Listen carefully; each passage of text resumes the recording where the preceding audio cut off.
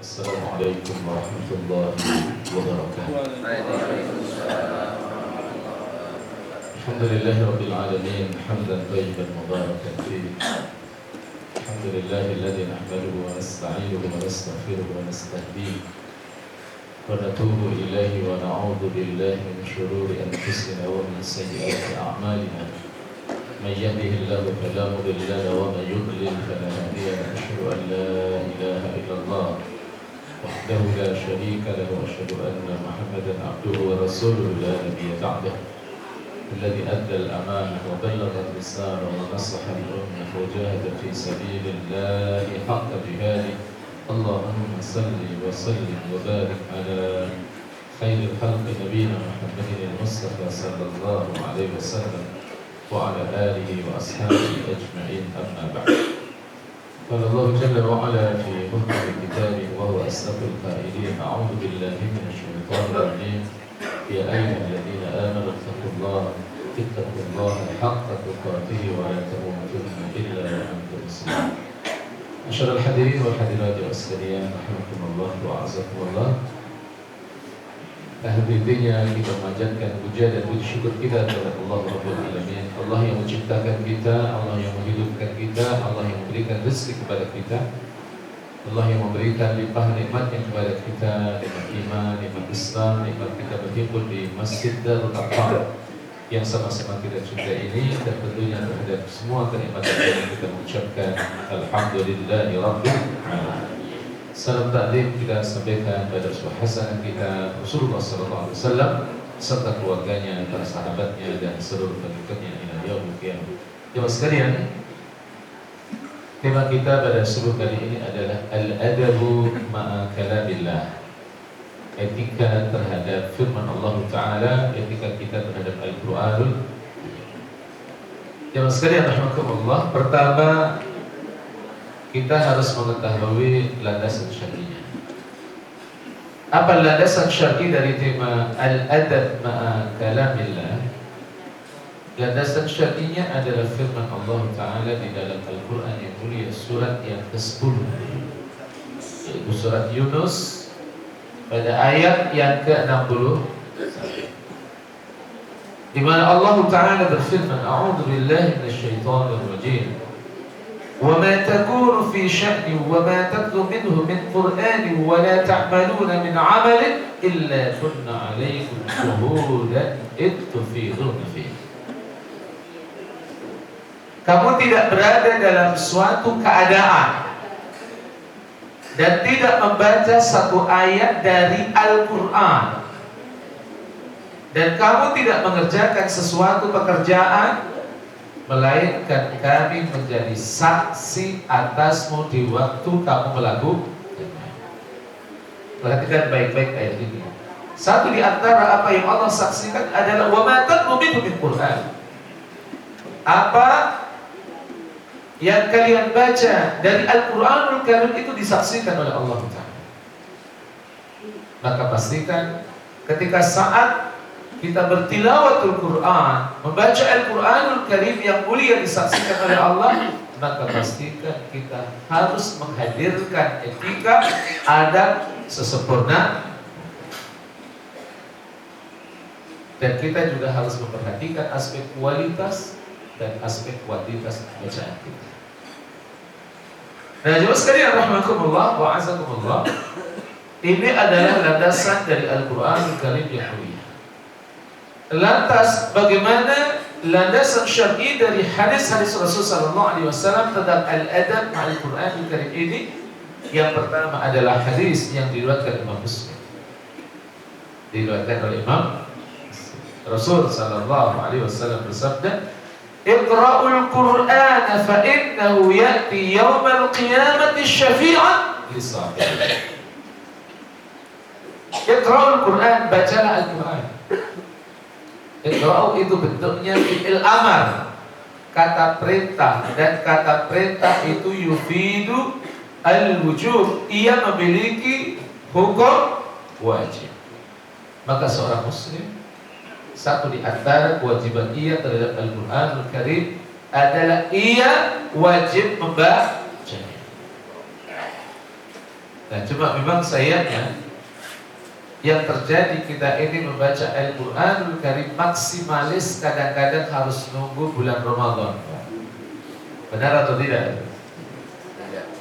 Jadi kalau bulan Ramadan, Masya Allah itu bisa jadi khatam sampai 3 kali. Tapi kalau di luar bulan Ramadan tanpa kali, Pak. Betul atau tidak? Tapi mudah-mudahan lewat tausiah atau mau'idah yang disampaikan oleh para ustaz, mudah-mudahan kita menghatamkan Al-Quranul Karim tidak harus nunggu bulan Ramadan, karena tidak terasa Ramadan juga sudah mulai dekat dengan kita. Mulailah beradaptasi dengan Al-Quran, mulailah kita membaca Al-Quran lebih maksimal, dan kita lebih mentadaburi kandungan makna yang ada di dalamnya. Nah, jikalau kita termasuk orang-orang yang istiqamah dalam bertilawatul Quran, maka ada kabar gembira dari Rasulullah SAW. Apa itu? Fa innahu ya'ti yaumal qiyamati syafi'an li sahibi. Maka sesungguhnya ia Al-Quranul Karim itu akan datang pada hari kiamat syafi'an li sahibi, memberikan syafaat kepada pemiliknya. Apa yang dimaksud dengan sahibi? Adalah orang yang mengimaninya, orang yang membacanya, orang yang mentadaburinya, orang yang mengamalkannya, dan orang yang ketika ia sudah mengamalkan ayat-ayat Al-Quran dalam tataran individu, lalu ia mentransfer kepada orang. Mudah-mudahan kita masuk ke sini. Amin. Kita butuh syafaat. Kenapa kita butuh syafaat? Karena kita tidak mendapatkan bocoran dari Allah Ta'ala terkait dengan timbangan amal kebaikan dan keburukan kita. Bersyukurlah kita kepada Allah Ta'ala kalau kita kelak termasuk orang-orang yang timbangan amal kebaikan kita lebih dominan dari amal keburukan. Tapi kalau kemudian impas atau kurang-kurang dikit, maka disinilah kita membutuhkan apa yang disebut dengan asy-syafa'ah, pertolongan dari Allah Ta'ala. Dan ternyata Allah merekomendasikan kepada Al-Quran Karim untuk memberikan pertolongan kepada orang-orang yang mencintai Al-Quran. Tapi kita juga tidak boleh mengandalkan syafa'ah, karena kata syafa'at itu secara etimologi artinya adalah penggenap, pertolongan, tapi ia secara etimologi berasal dari kata asy-syafa', dan itu kita temukan ayatnya di dalam surat Al-Fajr. Allah sudah hafal semuanya, Bapak ya? A'udzu billahi minasyaitonir rajim. Wal fajri wa layalin 'ashr wasyaf'i wal watr. Di situ ada kata syafa' dan ada kata watr. Asy-syafa' itu artinya adalah genap, wal watr itu artinya adalah ganjil. Dan asy-syafa' yang secara etimologi artinya adalah genap, itu memberikan satu isyarat fungsi daripada syafa' itu adalah penggenap. Ini yang pertama, Pak. Yang kedua, landasan syar'i dari hadis Rasul sallallahu alaihi wasallam adalah hadis yang diriwayatkan oleh Imam Baihaqi. Rasul sallallahu alaihi wasallam bersabda, "Innal quluba tasda'u kama yasda'ul hadidu." Sesungguhnya hati-hati itu ia mengalami berkarat. Kama yasda'ul hadidu, sebagaimana besi itu mengalami berkarat. Kalau besi berkarat diapain agar dia hilang itu karatnya? Diapain Bapak Ibu? Iya, diamplas.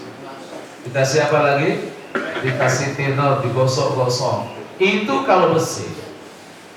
Pertanyaannya kemudian adalah, bagaimana kalau yang berkarat itu adalah hati kita? Ciri hati yang berkarat adalah ia tidak responsif dalam ketaatan kepada Allah Ta'ala. Baca Quran, malas. Pernah mengalami situasi seperti itu Bapak Ibu? Mau sholat jamaah beratnya luar biasa. Pernah Bapak Ibu? Halo, pernah atau tidak? Nah, ada yang aku juga. Saat-saat kita ingin infak berat sekali, giliran beli pulsa lancar Pak. Nah, inilah berarti bahwa hati kita sedang dalam keadaan berkarat. Faqila, maka dikatakan, maka ditanyakan kepada Rasul sallallahu alaihi wasallam, "Ya Rasulullah, wa ma jila'uha?" Dan bagaimana cara membersihkannya? Ternyata Rasul sallallahu alaihi wasallam yang mulia merekomendasikan kepada kita dua hal. Yang pertama adalah tilawatul Quran. Makanya jemaah sekalian, orang-orang yang ia membaca Al-Quran hatinya lebih bersih dari mereka yang tidak baca Al-Quran. Dan yang kedua adalah wadikrul mauti, ingat pada teman. Maka pastikan apa yang dianjurkan oleh Rasul sallallahu alaihi wasallam agar kita memperbanyak ziarah kubur, itu kita respon. Cuma sayangnya kadang-kadang kita ziarah kubur harus nunggu ada tetangga kita, ada teman kita yang meninggal dunia. Giliran gak ada yang meninggal dunia, kita tidak ke kuburan.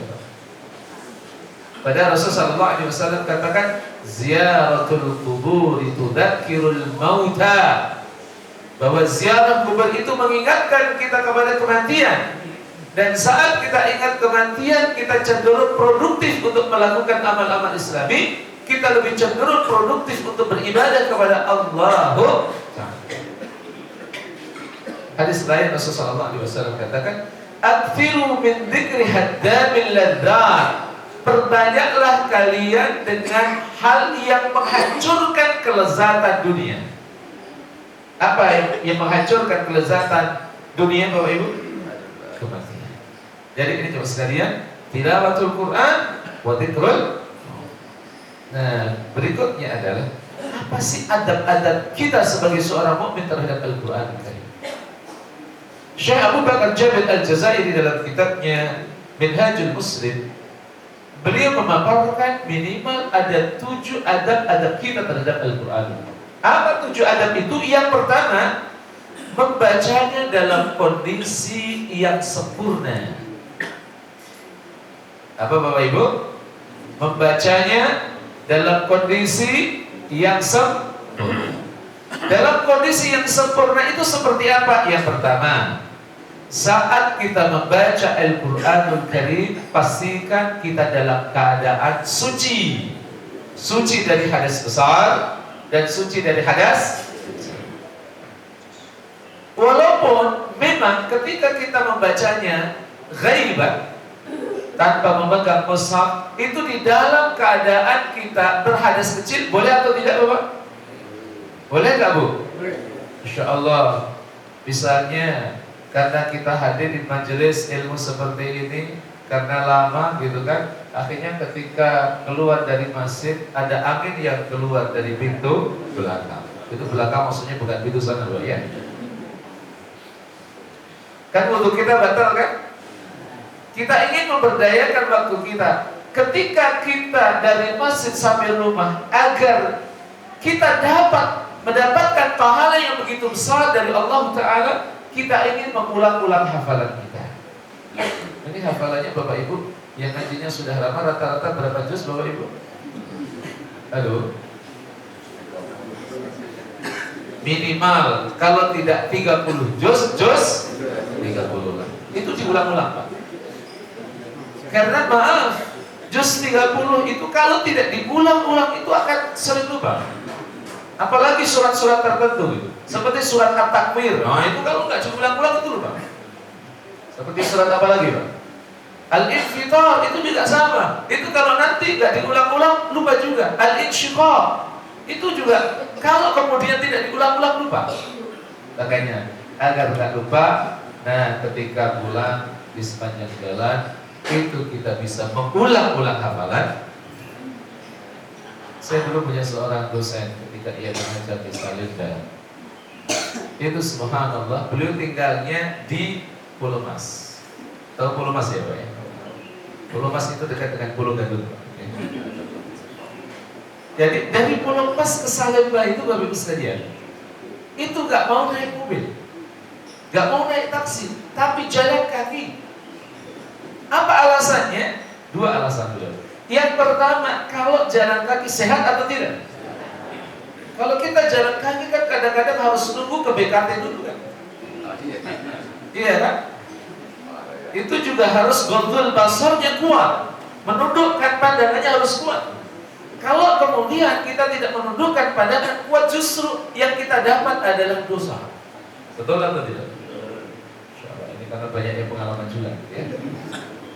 Yang kedua, kalau beliau itu jalan kaki dari Pulau Mas sampai ke Salemba, yang terjadi adalah beliau bisa mengulang-ulang hafalannya, minimal beliau mendapatkan 2 juz. Subhanallah. Kebaikan-kebaikan ini yang perlu kita duplikasi dalam kehidupan. Nah, saat kita berada dalam kondisi seperti itu dan kita batal tidak memiliki wudhu, boleh nggak kita baca Quran, Bapak Ibu? Boleh.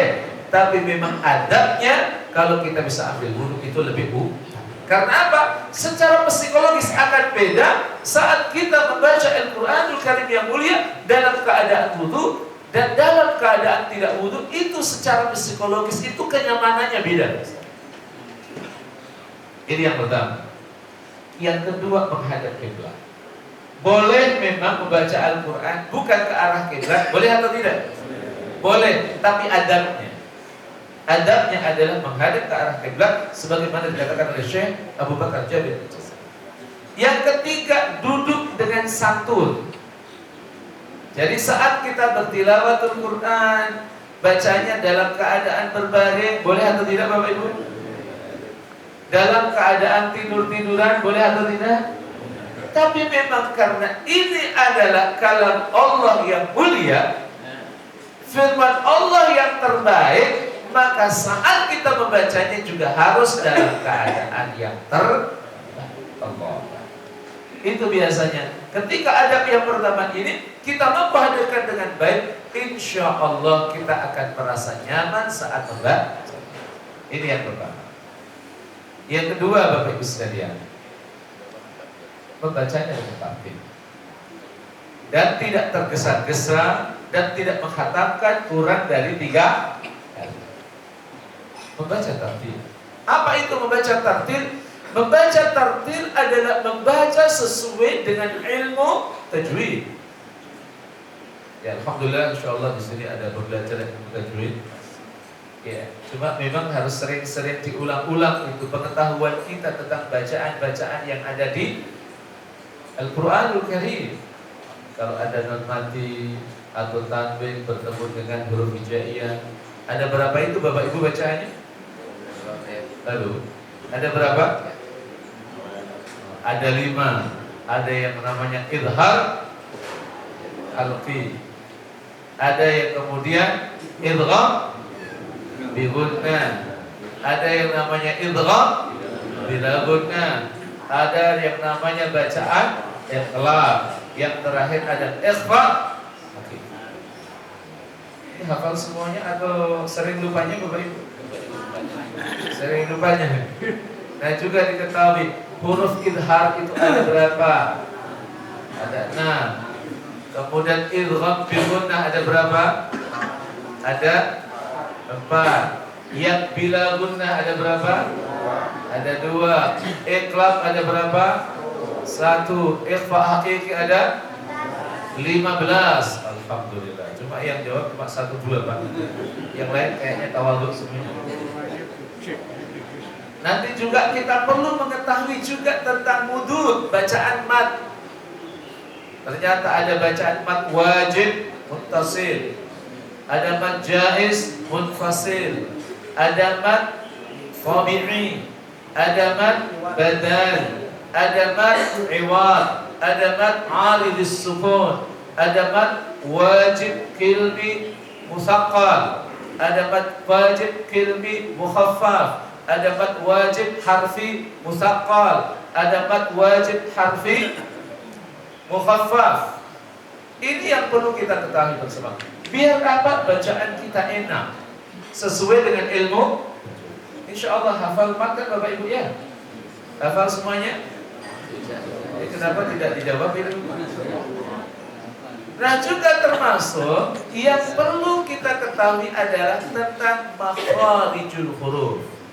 Ini tempat keluarnya huruf agar ia keluarnya pas. Bagaimana kita membaca huruf ba? Bagaimana kita membaca huruf jim? Karena kadang-kadang yang keluar ba-nya ba Jawa, Pak. Iya kan?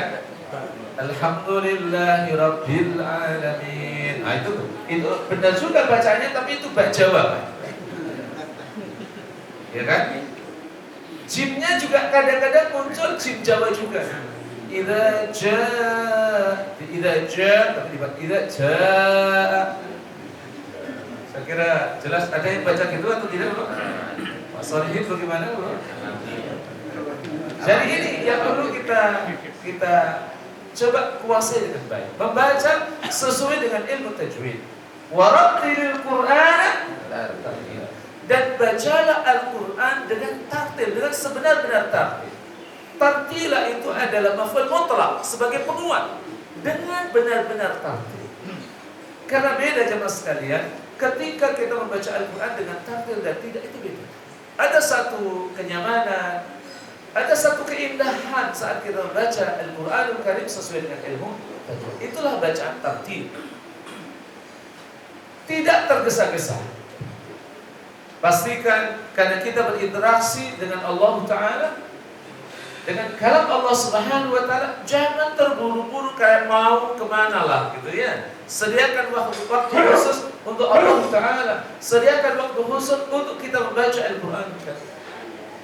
Walaupun memang godaan ketika kita berinteraksi dengan Al-Quran itu memang syaitan itu luar biasa. Syaitan itu luar biasa. Seringkali memunculkan kondisi-kondisi tertentu agar kita tidak merasa nyaman saat kita membaca Al-Quran. Itu berbeda justru ketika seseorang ia berada dalam kondisi di majelis kemaksiatan. Oh, itu betah. Ya, silahkan kita lihat. Itu kalau habis maghrib itu kan biasanya di beberapa stasiun televisi itu kan acaranya acara khusus kan Bapak ya. Acara apa itu Pak di antaranya? Halo? Ini sering nonton TV atau tidak? Itu kalau ada acara-acara tertentu itu bisa jadi duduk di depan TV itu bisa 1 jam, bisa 2 jam, bisa 3 jam Pak. Tapi giliran baca Al-Quran dapat 5 menit mulai ngantuk. Pernah itu Bapak Ibu merasakan seperti itu? Sering. Baru 5 menit. Kalau tidak nanti biasanya 15 menit kita bertahan, mulailah ada yang kirim SMS. Biasanya tetap istiqomah baca Quran atau mulai membuka HP-nya, dibuka SMS-nya. Allah. Jadi ini yang harus kita atasi dengan baik. Betapa kita harus menyediakan waktu untuk Allah Ta'ala, untuk berinteraksi dengan firman-Nya. Kalau bisa saat kita membaca Al-Quran, matiin itu HP. Matiin. Biar kita tidak terganggu. Nah, jemaah sekalian, dan juga kita tidak menghatamkan kurang dari 3 hari. Didasarkan pada hadis yang diriwayatkan oleh Imam Tirmidzi, Rasulullah sallallahu alaihi wasallam bersabda, "Man qara al-Qur'ana fi aqalla min 3 layalin la yafqah." Rasulullah sallallahu alaihi wasallam, barang siapa yang menghatamkan Al-Qur'an kurang dari 3 hari, ia tidak akan memahaminya. Itu perkataan Rasulullah sallallahu alaihi wasallam terhadap para sahabat beliau yang pilihan. Itu dikatakan oleh Rasulullah sallallahu alaihi wasallam kepada siapa?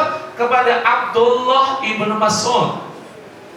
Ini seorang hafidhul Quran pada masa Rasulullah sallallahu alaihi wasallam. Kepada siapa lagi? Abdullah ibnu Umar. Kenal Abdullah ibnu Umar Bapak Ibu?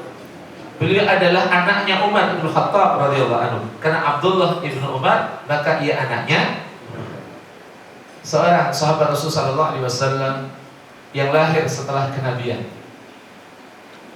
Beberapa riwayat mengatakan 2 tahun setelah kenabian. Ada yang mengatakan 3 tahun. Dan yang menarik, Abdullah ini memang seorang sahabat yang terdidik secara baik, sehingga ketika ia masih muda, bahkan bukan muda, usia anak-anak yang mau masuk usia remaja, ketika usia 13 tahun itu semangat berislamnya sangat luar biasa. Itu Abdullah ibnu Umar radhiyallahu anhu. Nanti silahkan dilihat di dalam kitab Al-Wafi syarah dari hadis Arba'in, itu beliau ketika usia 13 tahun, itu di Madinah terjadi perang yang namanya perang Badar pada tahun 2 Hijriah. Itu sebelum perang Badar meletus, itu beliau mendatangi Rasulullah SAW. Ya Rasulullah, izinkan aku untuk ikut bersamamu menegakkan agama Allah dalam perang Badar ya Rasul. Usia berapa tadi Bapak? 13 tahun. Kira-kira dulu ketika kita usia 13 tahun sudah berpikir seperti itu atau belum Bapak Ibu? Masya Allah. Ini 13 tahun sudah berpikir bagaimana untuk menegakkan kalimat Allah, memperjuangkan agama Allah. Itu Abdullah itu. Dan Rasulullah SAW mengatakan, la, ya Abdullah, tidak. Kamu belum balik. Masya Allah. Tahun berikutnya setelah perang Badar ada yang namanya perang Uhud. Usianya berapa Bapak Ibu? 14 tahun kembali menemui Rasulullah SAW. Ya Rasulullah, izinkan aku ya Rasul untuk ikut dalam perang Uhud. Ya Rasul, Rasul mengatakan la. Tidak. Subhanallah. Ngotot,nya, betapa semangatnya untuk mengawal agama Allah Ta'ala dari musuh-musuh Islam. Rasul mengatakan lah, kamu belum balik. Baru tahun berikutnya itu ada perang namanya perang Khandaq yang juga disebut dengan perang Ahzab. Usianya berapa berarti Pak? 15 tahun. Kembali datang kepada Rasul Sallallahu Alaihi Wasallam. Allah, kalau kita punya anak seperti ini, bersyukurlah kepada Allah Subhanahu Wa Taala. Anak yang sejak usia remaja awal dia sudah perhatian terhadap diri Islam. Ia minta izin kepada Rasul Sallallahu Alaihi Wasallam, ya Rasulullah, sekarang aku sudah balik ya Rasul, izinkan aku untuk ikut dalam perang Khandaq. Dan saat itu diizinkan oleh Rasul Sallallahu Alaihi Wasallam. Dan setelah itu beliau tidak pernah lagi ketinggalan dalam peperangan-peperangan yang dipimpin oleh Rasulullah Sallallahu Alaihi Wasallam. Nah, orang seperti Abdullah ibnu Umar radhiyallahu anhu tidak mungkin beliau berinteraksi terhadap Islam seperti itu kalau tidak punya interaksi yang baik terhadap Islam. Nah, bahkan semangatnya dalam baca Al-Quran itu Abdullah ibnu Umar sering menghatamkan 3 hari sekali atau kurang dari 3 hari sekali. Allah, itulah sahabat Rasulullah. Dan juga tidak hanya Rasulullah SAW mengingatkan kepada Abdullah ibnu Mas'ud, Abdullah ibnu Umar radhiyallahu anhu, juga Rasulullah SAW itu mengingatkan kepada menantunya. Siapa Bapak Ibu menantu Rasul? Selain Ali siapa lagi? Utsman ibnu Affan radhiyallahu. Beliau ingatkan, karena Utsman ini adalah orang yang punya jasa besar terhadap kaum muslimin, terhadap Islam, terkait dengan penyatuan bacaan Al-Quran. Subhanallah. Dan bahkan beliau ini orang yang mendapatkan perlakuan spesial dari Rasulullah SAW, karena 2 putri Rasulullah SAW, yang pertama adalah Ruqayyah, yang kedua adalah Ummu Kulsum, itu dinikahkan dengan Utsman ibnu Affan. Jadi ketika Ruqayyah meninggal, setelah itu dinikahkan lagi dengan Ummu Kulsum. Dan Rasulullah SAW bahkan mengatakan, kalau aku masih punya anak gadis yang ketiga, aku nikahkan engkau wahai Utsman dengan Allah. Dan tidaklah perlakuan Rasulullah SAW seperti ini, melainkan beliau tahu bagaimana kualitas keislaman Utsman bin Affan radhiyallahu, bagaimana interaksinya terhadap Al-Quran tadi. Dan bahkan kebaikan Utsman itu sangat banyak sekali. Sehingga dalam hadis sahih sampai para malaikat-malaikat itu malu dengan Utsman bin Affan. Sebab Rasulullah SAW pernah bersabda, tidakkah aku malu dengan seseorang yang kalangan malaikat itu malu darinya? Yang dimaksud adalah Utsman bin Affan radhiyallahu anhu. Nah, beliau juga punya kebiasaan sebelum ada peringatan dari Rasulullah SAW tentang larangan membaca Al-Quran, menghatamkan Al-Quran kurang dari 3 hari. Beliau sering menghatamkan kadang 1 hari, kadang 2 hari, kadang 3. Dan satu lagi adalah sahabat Rasulullah SAW yang bernama Zaid bin Thabit, karena beliau adalah penulis wahyu. Yang namanya nulis wahyu kan berarti sering membacanya kan, Bapak Ibu sekalian. Itu jelas sering boleh menghatamkan kurang dari 3 hari, sehingga apa yang terjadi Rasulullah SAW mengingatkan kepada mereka, jangan 3 hari, tapi hatamkan dalam 1 pekan. Bagaimana dengan kita? Kira-kira kita menghatamkan 1 pekan sekali atau 1 bulan sekali yang paling ideal, Bapak Ibu? 1 bulan, 1 bulan atau 2 bulan sekali, ya? Dikira 1 pekan atau 1 bulan, menjawabnya 1 bulan. 1 bulan atau 2 bulan, jawabnya 2 bulan. Nah, enggak seperti itu. Tapi ada orang-orang yang memang Allah rahmat. Ada saudara kita yang tinggalnya di Nusa Indah, tidak usah saya sampaikan siapa orangnya. Beliau pernah menemui saya ketika usia pensiun, Pak. Dan waktu itu usia pensiunnya itu masuk ke bulan ke-6. Beliau bilang sama saya, Ustaz, alhamdulillah usia saya berkah. Usia saya, setelah saya pensiun, alhamdulillah ini kita sudah masuk pada bulan ke-6. Sejak hari pertama saya pensiun sampai bulan ke-6, setiap 1 pekan sekali saya bisa menghatamkan Al-Quran sekali. Saya nggak tahu kalau di Darul Arqam insya Allah ada atau insya Allah belum ada, Bapak Ibu? Ada insya Allah. Cuma memang kan harus dirahasiakan kan yang begini. Mudah-mudahan banyak Bapak Ibu ya. Nah baik, ini yang kedua. Sekarang kita masuk pada yang ketiga. Apa sih adab kita terhadap Al-Quranul Karim? Khusyuk dalam membacanya. Khusyuk. Dan khusyuk itu tidak mungkin kita gapai tanpa penghayatan terhadap kandungan maknanya. Maka saya tekankan kepada jamaah sekalian, hadiri majelis-majelis Al-Quran, hadiri majelis tafsir. Karena dengan kajian-kajian seperti itu akan membantu kita untuk menghadirkan khusyuk. Khusyuk itu tidak hanya kita hadirkan saat kita melakukan sholat saja, akan tetapi saat kita bertilawatul Quran, membaca Al-Quran juga kita harus menghadirkan kekhusyukan. Cuma sayangnya kita khusyuk kita ini saat pengajian, Pak, itu. Nah, cuma memang khusyuk saat pengajian ini pengertiannya beda. Kadang-kadang sejak awal sudah khusyuk. Nah, jamaah sekalian rahimakumullah, apa yang dimaksud dengan khusyuk? Kita bisa menghayati. Kalau ayat-ayat itu bertemakan tentang kesedihan, kita menghadirkan kesedihan. Ya kan? Kita menangis. Sebagaimana disabdakan oleh Rasulullah SAW yang diriwayatkan oleh Ibnu Majah, hadis ini Rasulullah SAW bersabda, "Utlul Qur'ana wabku, fa illam tabku fatabaku." Kata Rasulullah SAW, bacalah Al-Quran dalam keadaan menangis. Inilah yang dulu dihadirkan oleh beberapa sahabat Rasulullah SAW ketika mereka bertemu dengan ayat-ayat azab nangis. Tapi kan memang mereka ketika membaca tahu artinya. Kita insya Allah bisa. Tapi dengan syarat tekun kita membaca terjemahannya dari waktu ke waktu. Rajin menghadiri majelis-majelis tersebut, insya Allah kita bisa seperti para sahabat Rasulullah SAW yang ketika membaca ayat tentang adab mereka menangis. Kenapa Bapak Ibu sekalian? Yang perlu kita pahami, bisa menangis saat membaca Al-Quran kan, itu bukan karena kepahaman saja.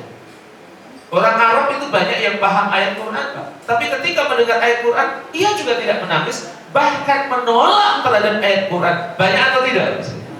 Banyak. Kenal Bapak Ibu Abu Jahal? Kenal Bapak Ibu Abu Lahab? Itu ketika mendengar ayat Al-Quran malah justru mereka menolaknya. Menolak terhadap apa yang disampaikan oleh Rasul Sallallahu Alaihi. Ada hal lain, yaitu keimanan. Ketika kita punya keimanan yang mantap terhadap Al-Quranul Karim dan sekaligus kita memiliki hati yang bersih. Apa Bapak Ibu? Hati yang bersih. Pastikan insya Allah Ta'ala itu kita akan mudah menghadirkan khusyuk. Sebuah kenikmatan yang sangat luar biasa. Jika kita membaca Al-Quranul Karim, bisa menghayatinya, bisa menangis, bisa tersenyum ketika membaca ayat-ayat tentang surga Allah Ta'ala. Sebuah kenikmatan yang sangat luar biasa. Dan bagi orang-orang yang matanya suka menangis karena takut kepada Allah, azab Allah, itu matanya kelak dijamin oleh Allah tidak akan melihat nerakanya. Rasulullah SAW bersabda, "Thalathu a'yunin la tarawna." Ada 3 mata yang tidak melihat neraka. Satu di antaranya adalah ainun bakat min khasyatillah, mata yang menangis karena takut dari azab Allah Subhanahu wa taala. Inilah yang dulu pernah dihadirkan oleh seorang sahabat Rasul yang bernama Umar ibn Khattab radhiyallahu anhu. Ketika beliau mendengar firman Allah Ta'ala dalam surat At-Tur. Surat apa Bapak Ibu? Surat At-Tur, pada ayat yang ke-7 itu ada ayat yang berbunyi, A'udzubillahi minasyaitonir rajim. Inna 'adzaba rabbika lawaqi'. Oh. Masya Allah. Itu air matanya tumpah. Air matanya tumpah. Kenapa? Ia takut kepada Allah Ta'ala sangat luar biasa. Bahkan beliau berkata, "Ka'anna hadhil ayata nuzilat ilayya." Seakan-akan ayat ini Allah turunkan terkait dengan diriku. Allah turunkan untuk diriku. Sudah tahu Bapak Ibu artinya atau belum? Inna 'adzaba rabbika lawaqi. Sesungguhnya azab Tuhanmu sungguh pasti terjadi. Bagaimana seorang sahabat Rasulullah SAW yang bernama Umar bin Khattab, yang beliau tahu betul tentang masa lalunya, masa lalu yang begitu benci terhadap Islam, benci terhadap Rasulullah, benci terhadap sahabat-sahabat Rasul sallallahu alaihi wasallam, lalu diberi hidayah oleh Allah, lalu ia mendengar ayat tentang azab. Bagaimana ia tidak menangis?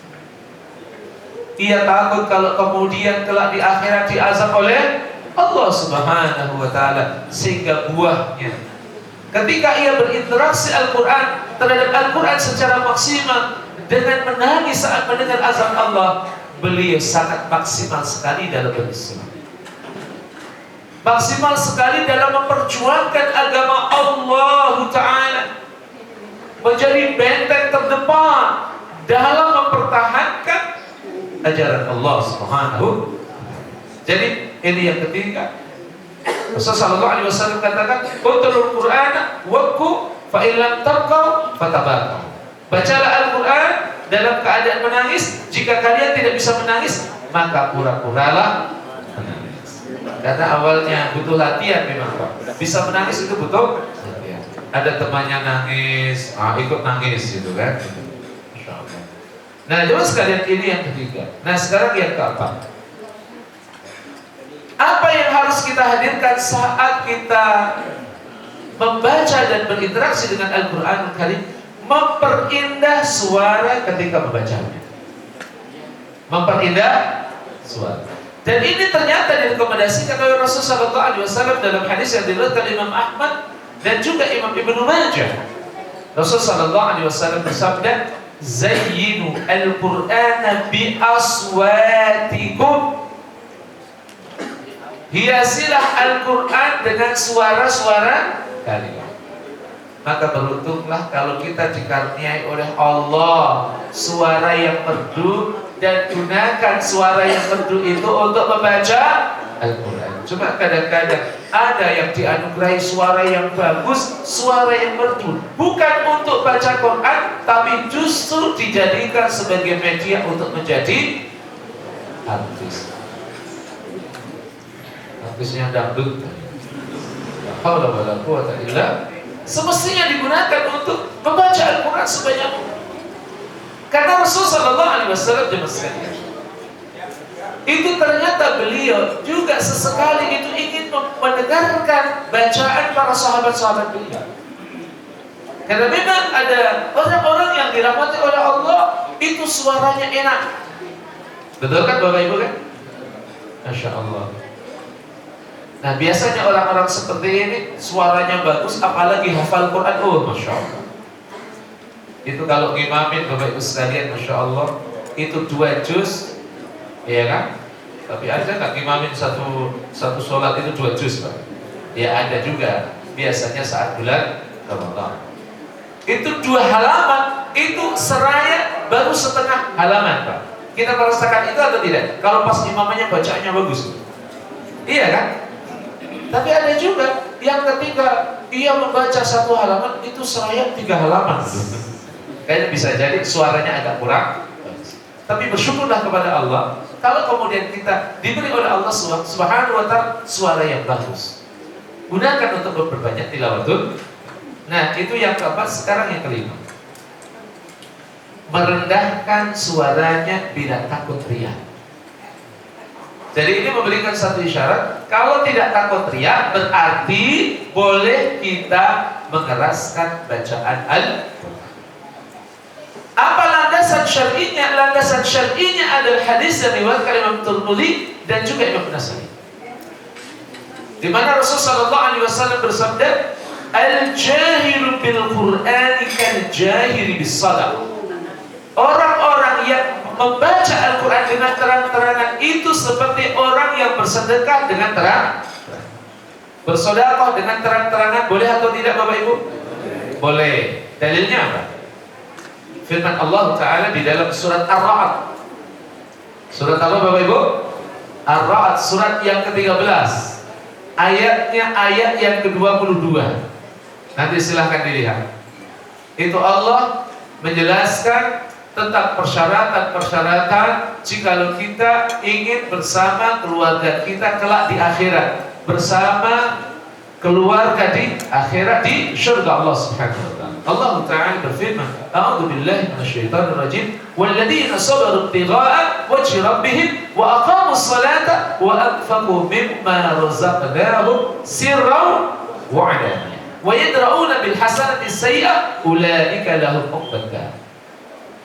Jadi persyaratan Bapak Ibu sekalian, kalau kita ingin masuk surga bersama keluarga kita, pertama adalah orang-orang yang sabar dalam menggapai ridha. Kedua, orang-orang yang wa aqamus shalah, yang selalu mendirikan salat. Dan yang ketiga adalah wa anfaqu mimma razaqnahum sirran wa 'alaniyah.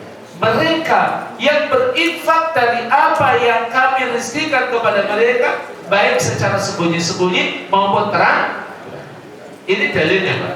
Jadi terang-terangan di dalam bersedekah itu boleh selama kita bisa menjaga hati kita dari penyakit riya. Walaupun secara sembunyi-sembunyi itu lebih utama. Makanya kata sirran didahulukan dari kata ala. Nah, baca Quran juga sama.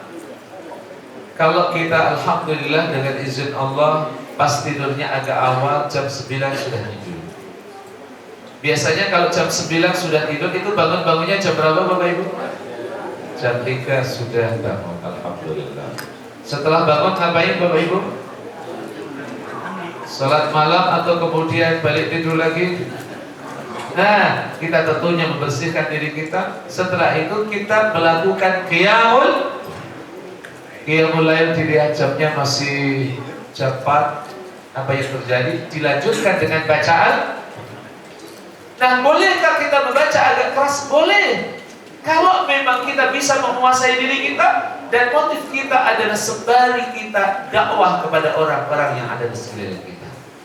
Kenapa, Bapak Ibu sekalian? Ketika kita membaca Al-Quran agak keras dan kemudian tetangga kanan kiri kita itu mereka ketika bangun cepat, tetangga saya ternyata sudah bangun dan ia sudah membaca Al-Quran. Itu saya yakin ia juga kalau di dalam dirinya ada keimanan, ia juga akan tergoda untuk menduplikasi kebaikan yang dilakukan oleh tetangganya.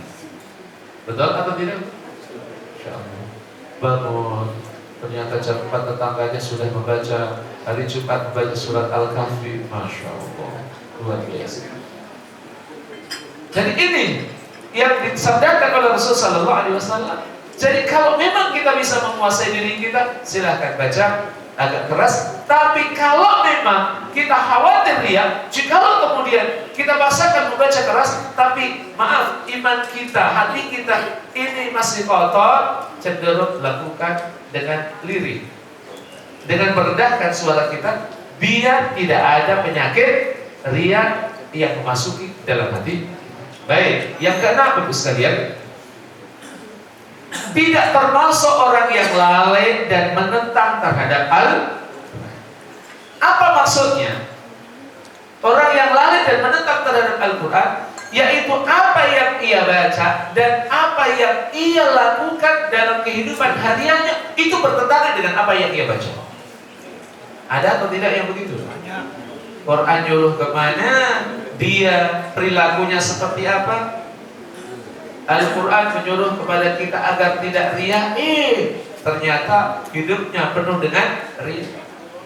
Allah Subhanahu wa ta'ala tidak suka pada orang-orang yang sombong, hidupnya penuh dengan kesombongan. Itu adalah orang-orang yang lalai. Allah Subhanahu wa ta'ala melarang kepada kita untuk berghibah. Ternyata setiap hari ghibah melulu. Ada atau tidak yang itu?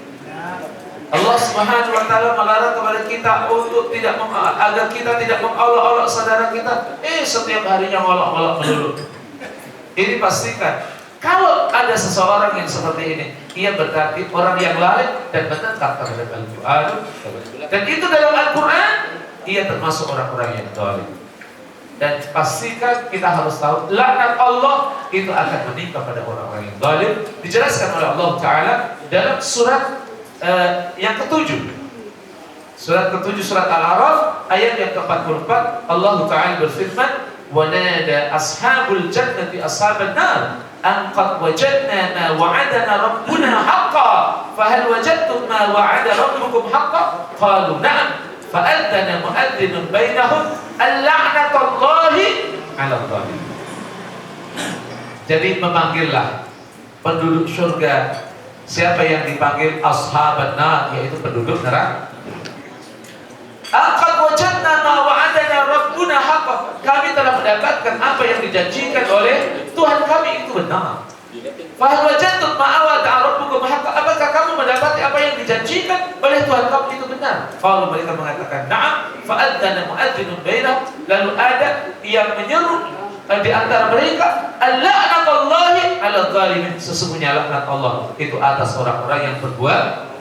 Maka pastikan jemaah sekalian, jangan ada kezaliman dalam diri.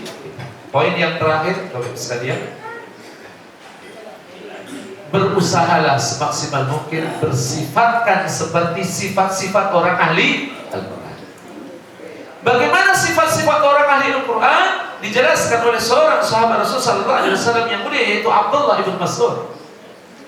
Beliau berkata, para qari'ul Quran harus diketahui dengan malamnya ketika manusia terlelap tidur. Jadi orang lain ketika mereka terlelap dari dalam tidur mereka, maka ahlul Quran itu mereka menyediakan waktu untuk membaca Al-Quran, untuk melakukan qiyamul lail. Dengan siangnya ketika manusia tidak berpuasa.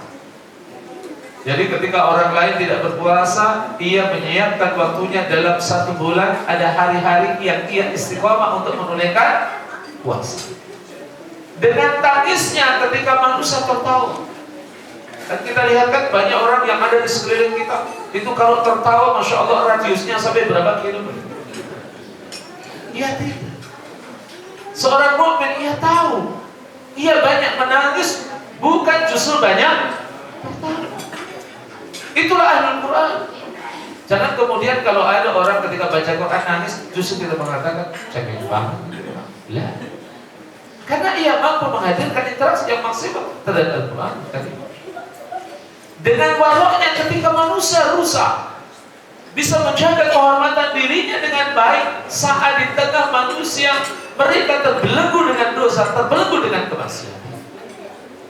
Dengan diamnya ketika manusia larut dalam perbincangan yang tidak bermanfaat. Masya Allah. Karena kata Rasulullah SAW dalam hadis yang sahih, "Man kana yu'minu billahi wal yawmil akhir falyakul khairan aw liyasmut."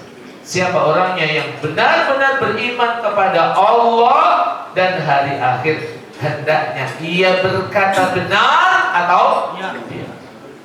Tidak kemudian berbicara yang tidak memberikan manfaat pada kita. Kita tidak tahu permasalahan tentang objek yang kita perbincangkan, orang yang kita perbincangkan. Oh, Masya Allah, Justru ketika kita memperbincangkan tentang orang tersebut, seakan-akan kita sudah kenal baik, padahal ketemu juga nggak pernah. Itu seakan-akan kita tahu betul, oh orang ini begini, pernah lihat? Nggak pernah. Pernah ketemu dia? Nggak pernah.